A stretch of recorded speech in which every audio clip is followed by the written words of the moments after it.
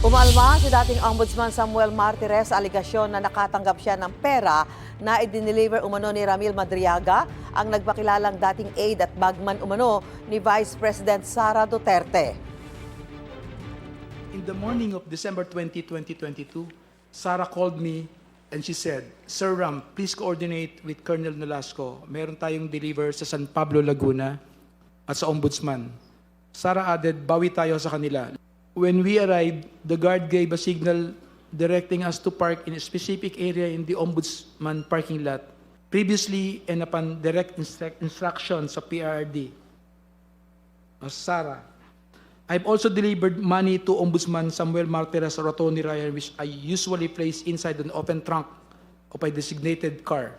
Sabi ni Martires, sakaling totoo ang perception na malapit siya kay dating Pangulong Rodrigo Duterte, bakit kailangan pang padalhan siya ng pera sa pamamagitan ng anyay non-entity?